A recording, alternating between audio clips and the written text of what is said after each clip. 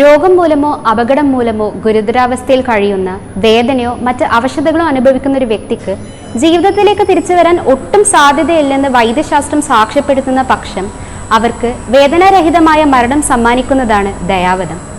ഈ കാലഘട്ടത്തിൽ വളരെയധികം ശ്രദ്ധ ആർജിച്ചുകൊണ്ടിരിക്കുന്ന ഒരു വിഷയം കൂടിയാണിത്. 2001 ഏപ്രിലിൽ ആദ്യമായി ദയാവധം നിയമപരമാക്കുന്നത് നെതർലൻഡ്സിലാണ്. ബെൽജിയം, ഹോളണ്ട്, ലക്സംബർഗ്, സ്വിറ്റ്സർലൻഡ് എന്നിവിടങ്ങളിൽ ദയാവധം നിയമപരമായി അനുവദിച്ചിട്ടുണ്ട്. ദയാവധം നടപ്പിലാക്കുന്ന രീതി 2 തരത്തിലാവാം: നിഷ്ക്രിയ ദയാവധവും സക്രിയ ദയാവധവും. നിഷ്ക്രിയ ദയാവധം അഥവാ പാസീവ് യൂത്തനേഷ്യയിൽ ചികിത്സിച്ച് ഭേദമാക്കാൻ കഴിയാത്ത വിധത്തിലുള്ള രോഗിയുടെ മരണത്തിനായി ഡോക്ടർ മുൻകൈ എടുത്ത് ഒന്നും ചെയ്യില്ല.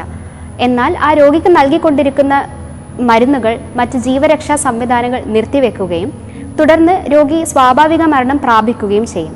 ആ വ്യക്തിയുടെ രോഗാവസ്ഥ തന്നെയായിരിക്കും മരണകാരണം. സക്രിയ ദയാവധം അഥവാ ആക്റ്റീവ് യൂത്തനേഷ്യയിൽ രോഗിയുടെ ജീവൻ അവസാനിപ്പിച്ച് വേദനാരഹിതമായ മരണം നൽകാനായി ഡോക്ടർ മുൻകൈ എടുക്കും.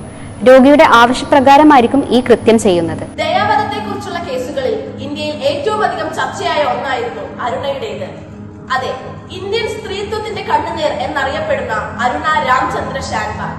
മുംബൈയിലെ കിങ് എഡ്വേർഡ് മെമ്മോറിയൽ ഹോസ്പിറ്റലിൽ നഴ്സുകാരിയായ അരുണ, 25-കാരിയായ അരുണയെ അതേ ഹോസ്പിറ്റലിലെ തൂപ്പുകാരനായ സോഹൻലാൽ വാൽമീകി അതിക്രൂരമായ ലൈംഗിക പീഡനത്തിന് ഇരയാക്കുകയായിരുന്നു. ഹോസ്പിറ്റലിന്റെ ബേസ്മെന്റിലെ നഴ്സസ് ഡ്യൂട്ടി റൂമിൽ വസ്ത്രം മാറുകയായിരുന്ന അരുണയെ സോഹൻലാൽ അപ്രതീക്ഷിതമായി കടന്നുപിടിക്കുകയായിരുന്നു. എന്നാൽ പ്രതിരോധിക്കാൻ ശ്രമിച്ച അരുണയുടെ കഴുത്ത് അയാളുടെ കൈവശമുണ്ടായിരുന്ന നായ്ത്തുള്ളൽ ഉപയോഗിച്ച് അയാൾ വലിഞ്ഞു മുറുക്കുന്നു.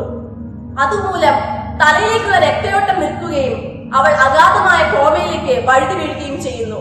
ശേഷം അന്ന് മെൻസ്ട്രേറ്റിംഗ് ആയിരുന്ന അരുണയെ അയാൾ നിഷ്ഠൂരമായി സോഡമൈസ് ചെയ്യുന്നു.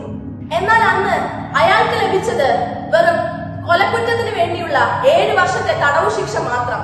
അത് മോഷണ ശ്രമത്തിന് വേണ്ടിയുള്ള വധശ്രമം പോലും. എന്നാൽ ആ 25 വയസ്സുകാരിക്ക് അവിടെ തന്റെ ലോകം മൊത്തമായി കീഴ്മേൽ മറിയുകയായിരുന്നു. അതെ, കൈകാലുകൾ പോലും അനക്കാതെ, ഒന്ന് ശബ്ദിക്കാൻ പോലും പറ്റാതെ ഒരു ജീവച്ഛവം മാത്രമായി അവർ മാറി. അതേ KEM ആശുപത്രിയിൽ തന്നെ വർഷങ്ങളായി ചികിത്സയിലായിരുന്ന അരുണയുടെ ദയനീയ ചിത്രം പുറത്തു കൊണ്ടുവന്നത് പിങ്കി വിരാനി എന്ന മാധ്യമ പ്രവർത്തകയായിരുന്നു. അവളോട് ഈ ക്രൂരത തുടരരുതെന്നും മരണത്തിലൂടെ അവൾക്ക് മോചനം നൽകണമെന്നും കാട്ടി ദയാവധത്തിന് വേണ്ടി അവർ സുപ്രീം കോടതിയിൽ ഹർജി സമർപ്പിച്ചു. എന്നാൽ അത് തള്ളപ്പെട്ടു. ഒടുവിൽ 42 വർഷങ്ങൾ നീണ്ട കോമ അവസ്ഥയ്ക്ക് ശേഷം 67-ാം വയസ്സിൽ, അതായത് 2015-ൽ കടുത്ത ന്യൂമോണിയ ബാധിച്ച് അവർ മരണപ്പെടുകയാണ് ഉണ്ടായത്. അരുണ ഷാൻബാഗിന്റെ കേസിലൂടെയാണ് ദയാവധം നിയമപരമാക്കാനുള്ള പോരാട്ടം ഇന്ത്യയിൽ ശക്തമാകുന്നത്. നിഷ്ക്രിയ ദയാവധം കർശനമായ ഉപാധികളോടെ ഇന്ത്യയിൽ നിയമവിധേയമാക്കിക്കൊണ്ട് 2018 മാർച്ച് 9-നാണ് സുപ്രീം കോടതി ചരിത്രപരമായ വിധി പുറപ്പെടുവിക്കുന്നത്. ഇതിന് രോഗിയുടെ മുൻകൂർ സമ്മതപത്രം അഥവാ ലിവിംഗ് വിൽ ഉണ്ടായിരിക്കണം. ജീവിതത്തിലേക്ക് മടങ്ങി വരാൻ ആരോഗ്യ പ്രശ്നങ്ങൾ അനുവദിക്കാത്തവർക്ക് മുൻകൂർ മരണ താൽപര്യപത്രം എഴുതിവെക്കാം. ഇത് പ്രകാരം കോടതിയുടെയും മെഡിക്കൽ ബോർഡിന്റെയും അനുമതിയോടെ ദയാവധം നടപ്പാക്കാം. മരണപത്രം തയ്യാറാക്കാതെ അബോധാവസ്ഥയിൽ കിടക്കുന്ന രോഗിയുടെ ബന്ധുക്കൾക്ക് നിഷ്ക്രിയ ദയാവധത്തിനുള്ള അനുമതിക്കായി കോടതിയെ സമീപിക്കാം. നിഷ്ക്രിയ ദയാവധത്തിന് ഹൈക്കോടതിയിൽ അപേക്ഷ നൽകാം. അത്തരം പിരിച്ചുവിടൽ അനുവദിക്കണമോ വേണ്ടയോ എന്ന കാര്യം തീരുമാനിക്കാൻ ഹൈക്കോടതി ചീഫ് ജസ്റ്റിസ് കുറഞ്ഞത് 2 ജഡ്ജിമാരുടെ ബെഞ്ച് രൂപീകരിക്കണം. ഏതെങ്കിലും വിധി പുറപ്പെടുവിക്കുന്നതിന് മുമ്പ് ബെഞ്ച് 3 പ്രശസ്ത ഡോക്ടർമാരുടെ ഒരു കമ്മിറ്റിയുടെ അഭിപ്രായം പരിഗണിക്കണം. ഉചിതമായ മെഡിക്കൽ പ്രാക്ടീഷണർമാരുമായി ചർച്ച ചെയ്തതിനു ശേഷമാണ് ഈ ഡോക്ടർമാരെയും ബെഞ്ച് നോമിനേറ്റ് ചെയ്യുന്നത്. സംസ്ഥാനത്തിനും ബന്ധുക്കൾക്കും സുഹൃത്തുക്കൾക്കും നോട്ടീസ് നൽകേണ്ടതും ഡോക്ടർമാരുടെ സമിതി തയ്യാറാക്കിയ റിപ്പോർട്ടിന്റെ പകർപ്പ് അവർക്ക് നൽകേണ്ടതും കോടതിയുടെ കടമയാണ്.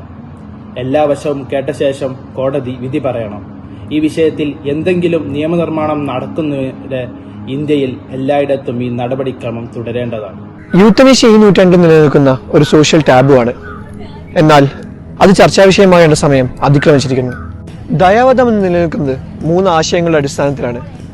മരിക്കുന്നതാണ് ജീവിതത്തേക്കാൾ നല്ലത് എന്നുള്ള തെളിവ്. ഇത് മനസ്സിലാക്കിയ വ്യക്തിക്ക് മരണം തിരഞ്ഞെടുക്കാനുള്ള വ്യക്തി സ്വാതന്ത്ര്യം. 3, ഇത് സാക്ഷ്യപ്പെടുന്ന ഒരു എക്സ്പേർട്ട് ഡോക്ടർമാരുടെ ഒരു പാനൽ. മതപരവും സാമൂഹികപരമായ നിരവധി അതിർവരമ്പുകൾ ദയാവധത്തിനുണ്ട്. അതിനു പിന്നിലെ മൊറാലിറ്റി മനുഷ്യൻ മനസ്സിലാക്കുന്നില്ല. ലിവ് വിത്ത് ഡിഗ്നിറ്റി പോലെ ഡൈ വിത്ത് ഡിഗ്നിറ്റി എന്ന കോൺസെപ്റ്റ് ഇവിടെ ഭയങ്കരധികം ആപ്ലിക്കബിൾ ആണ്. ഇന്ന് തീരുമാനിക്കുന്നത് നിങ്ങൾ ഓരോരുത്തരാണ്.